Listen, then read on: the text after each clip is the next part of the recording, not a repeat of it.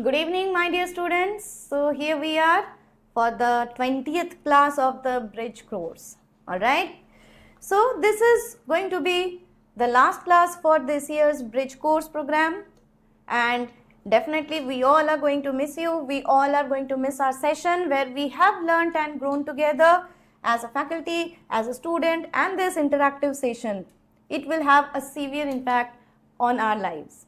So now this is Dr. Anisha from Sri Chaitanya Educational Institution. Welcome you all once again for the last session of Zoology in the NEET Bridge Course 2025. I welcome all of my students and a very good evening to all of you. Yes, namaste and very good evening to all of you, my dear students. So this is going to be really hard because I have connected with you all so much that it will be very difficult for us to stay apart for a few days. But I am very sure this departure will be for a very few moments because all of you are going to come back in our various campuses, and we will be seeing each other again in the offline classes as well as in other parts also. So let's start studying for today's last session, and any other difficulties or any other doubts, we will be definitely interacting with you all when you are here. Alright.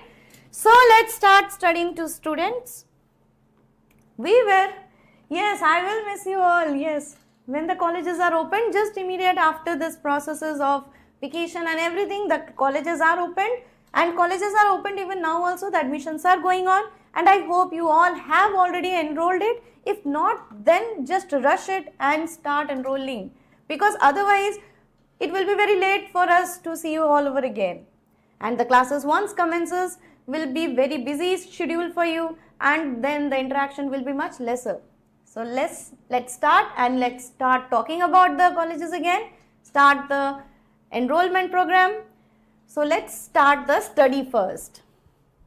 So animal kingdom we were discussing about.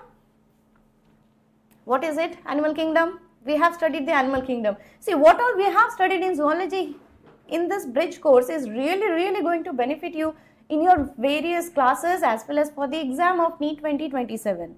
We have, I'm very sure we all teachers have, and as well as the management part has taken so much of effort and so much of enthusiasm in taking these bridge course so seriously that this is going to be one of your most potential part of your NEET preparation for the exam 2027. Trust me, this is really going to benefit you.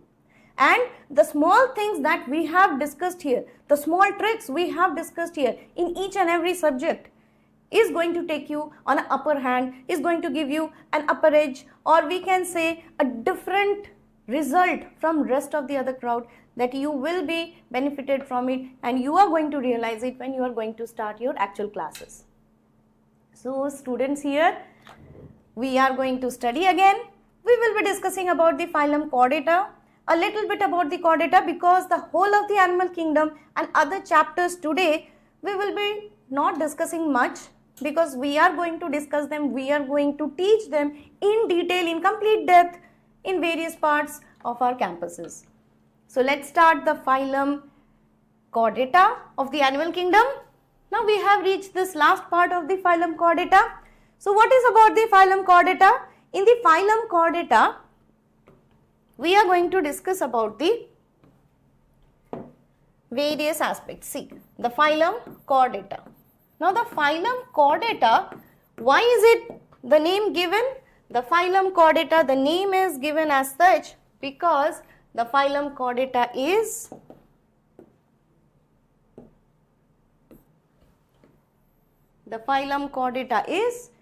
made up of 4 important characteristics.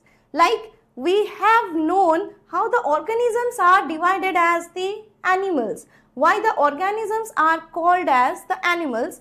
Similarly, why organisms are called as chordates and non-chordates. I am very sure we have discussed about it in our various classes, and you are very sure and very clear about the concept of being called as chordata and non-chordata.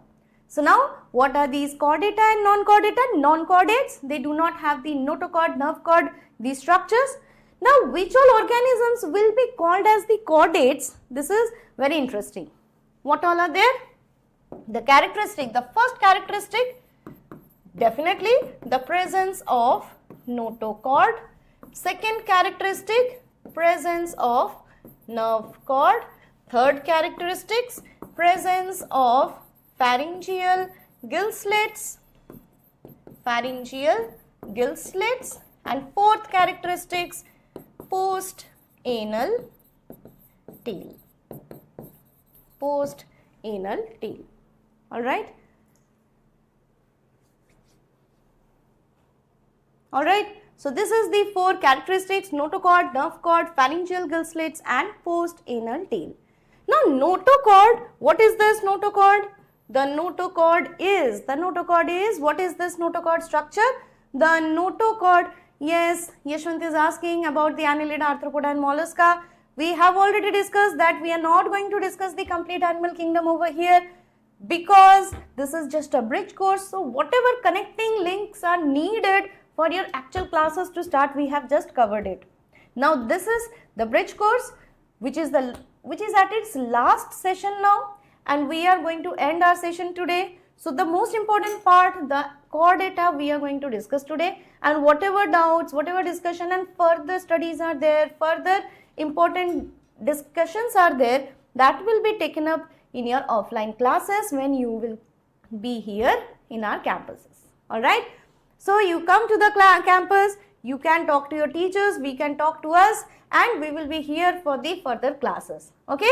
So now let's coming back to the chordata structure or the characteristics of the phylum Chordata. The phylum Chordata over here will be having the most important characteristic called as the notochord. Notochord, mesodermal in origin, solid elastic rod-like structure, and this is going to be the future vertebral column. Presence of notochord called as the chordates. Alright. I am very sure you all remember it now.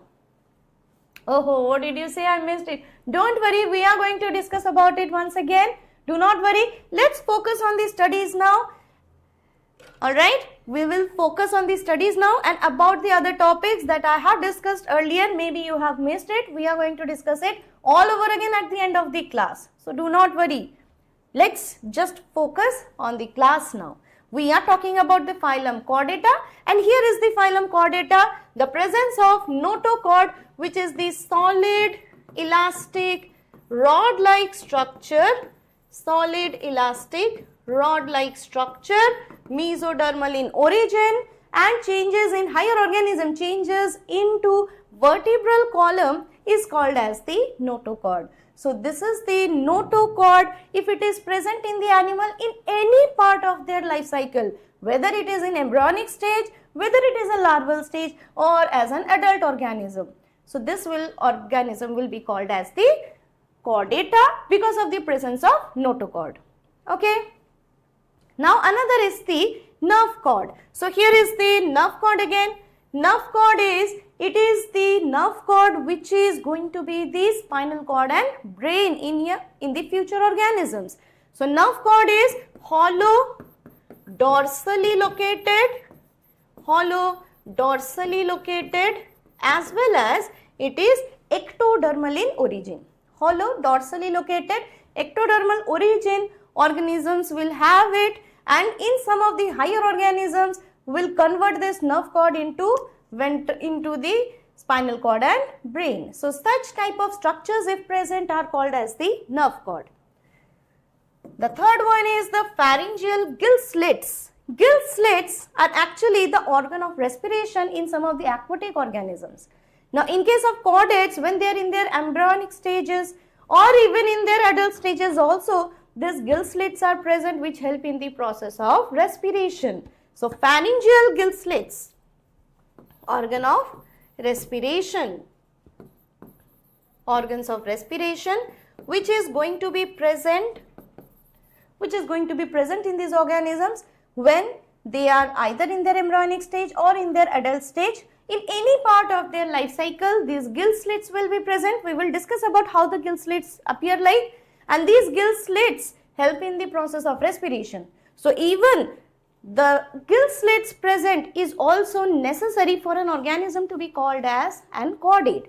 So now we have notochord, nerve cord. Now we have another structure called as the pharyngeal gill slits for an organism to be called as a chordate. And similarly, the post-anal tail. The post-anal tail, post means the posterior part, anal tail. So that is the tail which maintains body balance. So student, remember this maintains the body balance. You have seen monkeys. The monkeys have very long tail. Even the reptiles, the chameleon, the lizard, they have a very long tail. Why do organisms have long tail? The organisms have long tail to maintain their body balance in certain conditions. For example, the monkey jumps from one of the branches to the other of the tree. So there, the long tail helps in maintaining the body balance.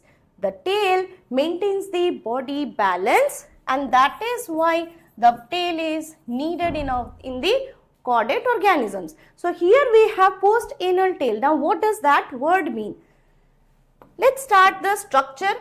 Imagine, just imagine, because this is just an imaginary organism. This is a chordate organism. This is the structure of a chordate organism. Okay. So this is a chordate organism, and this chordate organism has at their dorsalmost part, this structure which is a hollow rod-like structure, hollow tube-like structure. This dorsal hollow structure, it is the nerve cord, which in some of the organisms in future going to be spinal cord and brain. So this is the most dorsal part of the body. This is dorsal, this is ventral. I hope you remember. If you imagine the body of a human being, so this is the dorsal, this is the ventral. Similarly, this is the dorsal region and this is the ventral region. This is the dorsal surface, this is the ventral surface of the organism. So dorsal and ventral. Dorsally, the dorsalmost part of the body has this hollow structure, hollow tubular structure called as nerve cord. Nerve cord is necessary for all the chordates to be present. In all the chordates, the hollow nerve cord is present, which in higher chordates, in higher organisms, further changes into spinal cord and brain. Okay. Now we are seeing another structure that is going to be solid rod-like structure like this. This solid rod-like structure, it is nothing but this is the solid rod-like structure. This is nothing but which structure is this? This is rod-like solid structure called as notochord. This is notochord. Okay. Nerve cord, notochord. Ventral to nerve cord, notochord is present. So notochord, dorsalmost part is the nerve cord, and just below the nerve cord there is the structure, or there is the part which is called as the digestive system will be present. So suppose this is the digestive system, this is the digestive tube. So this is going to be the digestive system. This is the digestive system. The notochord is present between the digestive system and the nerve cord. Okay everyone, now you have understood three parts. So this is an imaginary chordate organism in which 2 to 3 important structures we have seen. First is the hollow nerve cord. Just below it there is the notochord, and the notochord is present between the structure, that is digestive tract or digestive tube, and the nerve cord. Now here we have the part which are called as the oral cavity or the mouth. This is the mouth and this is the anus. Alright. So we have mouth and anus also. So mouth and anus we have here. Mouth and anus with the digestive tube. Between digestive tube and nerve cord, this is the notochord present. Now we are coming to a new structure we have discussed today, that is the pharyngeal gill slits. You have seen in the fishes, they have gills, right? You have heard that fishes have gills for respiration. Now these gills are little different over here. They are in the form of slits. Slits means longitudinal openings like this. These longitudinal openings have the structures of the gills which help in respiration. So gills in the form of vertical slits or vertical openings are present. These are called as pharyngeal gill slits. These are called pharyngeal gill slits because these are vertical apertures, or we can say vertical openings present, and these vertical openings help in the process of respiration due to the presence of gills like structures in them. So these are gills, but not like the gills of the fishes. These are the gills in the form of the vertical openings. These are called as slits. Slit means it is the vertical opening. So pharyngeal gill slits are present which helps in the process of respiration. And now the very, very important part. Now I hope you remember, wait just a second, see here, this is the structure of the earthworm, this is the structure of the roundworm we have discussed yesterday, alright. This is the structure of the earthworm. This is the structure of the earthworm. This is the structure of a hemichordata. This is the structure of the hemichordata. So what is the point of drawing these structures? They all have one common opening, that is the anal opening at the end of their structure. Okay. Now see here, this is a roundworm. This roundworm has, this is the structure of the roundworm. Now this roundworm has anus at the end. Similarly, if this is the structure of the earthworm, now the earthworm has this structure called as the anus at its end, and here this structure is the hemichordata, the tongueworm, which has the anus at its end. So all these invertebrate organisms, they have anus at its end, the lastmost part of the body. That is where the anus is present. But this is not the case in case of the chordate. What happens in case of the chordate? In case of the chordate, see here, this is the anus that is present. The anus is located here, and some part of the body is present beyond the anus. Anus is not the last part of the body. Some part of the structure is still present beyond the anus, which is called as post-anal tail.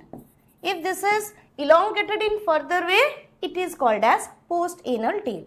So in case of the invertebrates, anus is the last part, and in case of the organisms like chordates, anus is not the last part. Beyond anus also some of the structures are present, which is called as the post-anal tail. Alright, so this is the post-anal tail. Alright, so here we have these four structures: nerve cord, notochord, digestive system, pharyngeal gill slits, and post-anal tail. Now what is the purpose of post-anal tail? So here in this structure we are seeing a very short part of the post-anal tail. Post-anal tail, when it is elongated further, for example, in certain cases of the reptiles we have seen as a very good example, in cases of monkeys or many other organisms have elongated tail. So these tails, they help in maintaining the body balance. Other organisms have many other processes to maintain the body balance, but here they can help in the process of maintaining the body balance with the help of post-anal tail. Okay, so now the nerve cord is hollow structure and the notochord is solid structure. Remember, nerve cord is the dorsalmost part. This dorsalmost part contains the hollow structure, which is the nerve cord. Now the nerve cord in the primitive chordates remain as the nerve cord structure, but in higher chordates like the humans, higher chordate like the any other vertebrates like an elephant, in them this nerve cord will change into spinal cord, nerve cord to spinal cord, and further the anterior part of the spinal cord swell up and it gets further modified to form the structure called as the brain. So brain and spinal cord, they are produced from this hollow structure called as the nerve cord. Okay, I am very sure I am clear to you all. If it is very clear, it is completely clear for 4 of these characteristics to be present. 4 characteristics for an organism to be called as a chordate. What are these? The hollow nerve cord, the solid elastic rigid structure we can call as the notochord, as well as the third pharyngeal gill slits, and the 4th one is the post-anal tail. Beyond the anus, the part that is present is the post-anal part, which is elongated in the form of the tail to maintain the body balance. That is called as the post-anal tail. So these are the, yes, okay, Rama Krishna have a very good question. Will every chordate organism will have such type of structure? Yes. All these 4 characteristics, what are these? Nerve cord, notochord, pharyngeal gill slits and anus. These 4 characteristics, the nerve cord, then there is the pharyngeal gill slits, the post-anal tail and the notochord. These 4 structures must be present in all the organisms, must be present in all the chordate organisms in any part of their life cycle. Remember this word, these 4 characteristics, nerve cord, notochord, pharyngeal gill slits and post-anal tail. These 4 characteristics must be present in all the organisms to be called as chordate in any part of their life cycle. For example, you can think we don't have anal tail, post-anal tail, we do not have that. Then how are we chordates? Because we do not have gill slits either, we do not have notochord either, we do not have nerve cord also. A full-grown human body does not show these 4 characteristics. Then how are we going to be chordates? We are going to be chordates because we have these 4 characteristics in our embryonic stage. In our embryonic stage, we are initiated as notochord and nerve cord. Slowly, the embryo grows into pharyngeal gill slits. We do not develop the lungs on the immediate formation of the embryo. Embryo respires through the process of pharyngeal gill slits. We develop pharyngeal gill slits. Even before the formation of the placenta, even before the formation of the umbilical cord, the embryo still respires because the placenta formation takes a longer time. Till then, the embryo is still respiring. They are respiring through many of its structures. One of them is the pharyngeal gill slits also. So, pharyngeal gill slits help us in the process of respiration during embryonic stage. So, we have nerve cord and notochord in our embryonic stage. We have pharyngeal gill slits in our embryonic stage as well as the post-anal tail. If you look at the embryo structure of any organism, they all will look same. You will not be able to identify which is the embryo of a reptile, which is the embryo of a mammal, which is the embryo of a bird. So, they all have these 4 characteristics. These 4 characteristics are presence of notochord, nerve cord, pharyngeal gill slits as well as the post-anal tail. These 4 characteristics must be present in any part of their life cycle to be called an organism a chordate. Okay? To call an organism a chordate, we need these characteristics in any part of our life cycle. For higher organism, we have this characteristic in case of embryonic stage. In some of the other organisms, they have this characteristic as their complete structure. For example, there is a subphylum which is the Urochordata and Cephalochordata. They have this notochord, nerve cord in their lifetime also.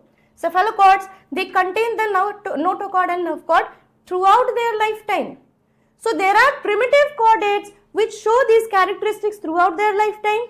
There are higher chordates which show them these structures either in their larval or in their embryonic stage, and then disappears into a higher organism, higher characteristic. For example, vertebrates, they have notochord, nerve cord in their primitive stage, pharyngeal gill slits in their primitive stage, post-anal tail in their embryonic stage. Now when this embryo becomes a full-grown human, the nerve cord changes into brain and spinal cord, notochord changes into vertebral column, and the pharyngeal gill slits slowly changes into other structures, and the lungs become the respiratory organs, and posterior anal tail or post-anal tail again gets reduced in its size and remains in a very dormant form. So that is the structure of the chordate body. That is the plan of the chordate body. Alright everyone, I hope this is clear now. These 4 characteristics must be present for an organism to be called as a chordate. Okay. So now here we have the 4 characteristics for a chordate to be chordate. Now how are we classifying these chordate organisms? We are classifying the chordate organisms into different parts. What are these different parts? We have this classification of chordata. Okay. So the chordate organism, why are they called chordate? We have studied. Now how are they classified into different groups? This is the phylum Chordata. Okay, Sudarshan is telling, once tell nerve cord. Nerve cord we have already discussed. If you have not understood it, then I will say it once again. That nerve cord, what is this nerve cord? It is a dorsal hollow nerve cord. It is dorsally located hollow structure which later changes into spinal cord and brain. Alright, Sudarshan, I hope it is clear to every one of you now. Please show me a thumbs up if you all are clear about the characteristics of a chordate. Okay, please show me a thumbs up that you are listening and you are understanding what I am going to tell you, what I am telling you. I am very sure you all have understood the 4 important characteristics why we are calling an organism to be a chordate. Okay, thanks Khalil for the thumbs up. Okay, thanks everyone. Thank you. So that is why, see, this is the reason why this last session will be really difficult, because I am going to miss you all and I am going to miss all of your thumbs ups. So this is really going to be difficult for me to depart. So but there is one more very interesting thing and very happy thing to say, that we are going to see you all in our offline classes directly face to face here in our campuses. So no need to worry, we are going to be there, we are going to interact together again in our offline centers, in our offline classes. Okay everyone? Yes, thank you so much. Thanks for being so supportive and understanding. So that is the most wonderful students I can ever have. Yes, I am going to miss you all too, that is why. Okay, so let's start the chordata classification here. The classification of the chordata. The chordata is classified as the subphylum,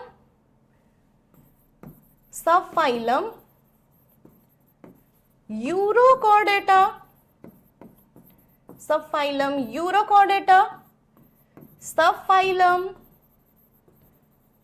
Cephalochordata, and the subphylum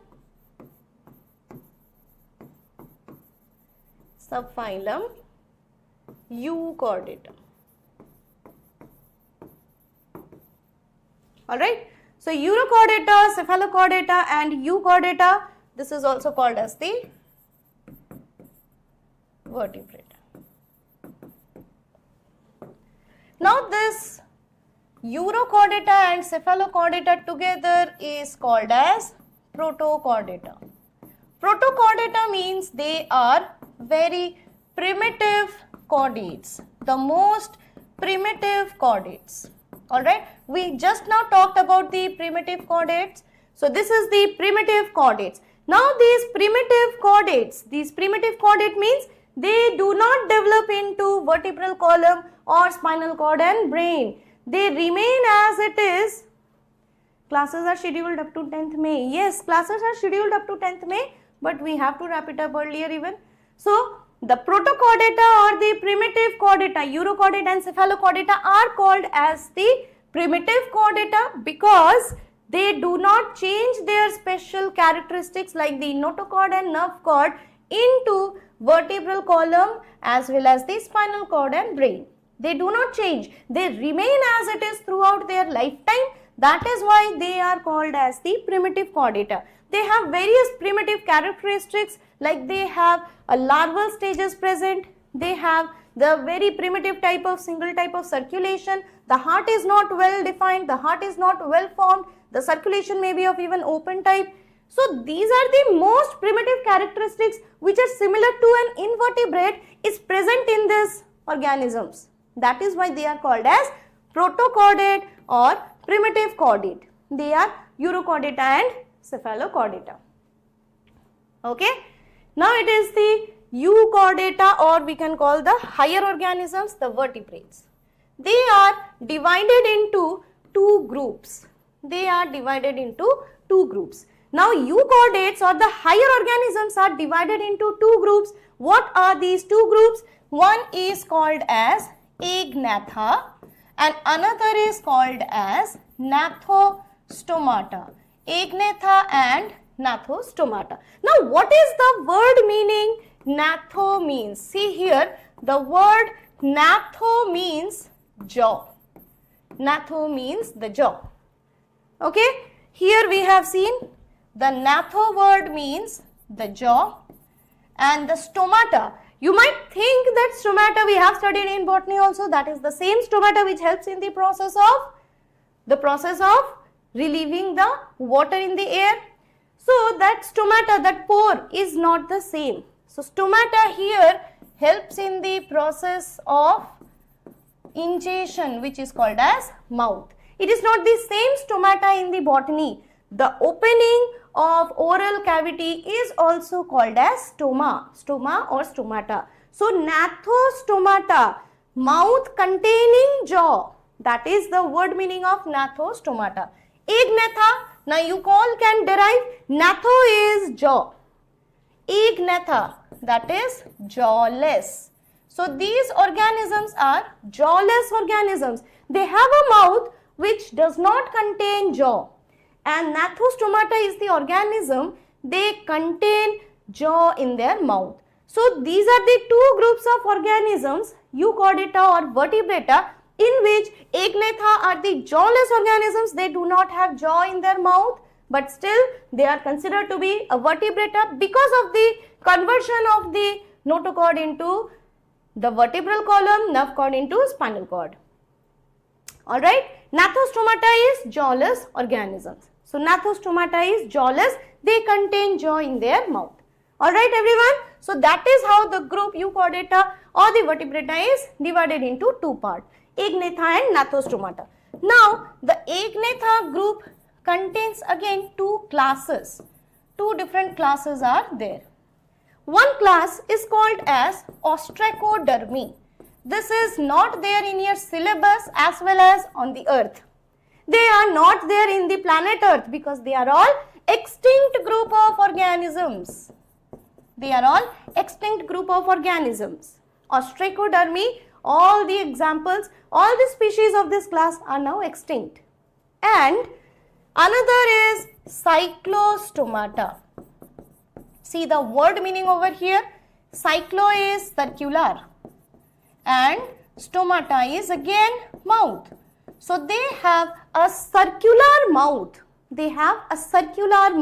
So now these organisms, cyclostomata, these organisms have a circular mouth. So circular mouth, you must be thinking, what is circular mouth? Come on, I'll give you an example. For example, you have a fish here like this. This is a large giant shark if you take. This is a large giant shark. Alright. Now on the surface of large giant shark, you may have seen many of these small fishes like this. Okay. The fishes, the body is like this, almost like a fish. They have a circular suctorial mouth. The mouth is circular, containing teeth inside it, and it is jawless. suctorial mouth, almost like a vacuum suction. Suctorial circular mouth. How it helps?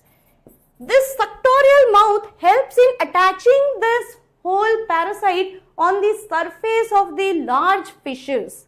On the surface or body of the large fishes, the suctorial mouth will stick and will attach itself on its body, and through this suctorial mouth, it will keep on sucking the nutrients and blood from the large fishes. So these are the ectoparasites on the large fishes. These are the ectoparasites on the large fishes. These organisms are called as cyclostomata. Cyclostomata is circular mouth. So they have circular mouth, and through this circular mouth they can easily attach to the surface of a large fish, can obtain nourishment from it and can survive. So they are the ectoparasites on the large fishes. Which group or which class of organisms are these? These are the organisms of the class Cyclostomata. Okay. So we have Agnatha group into two parts.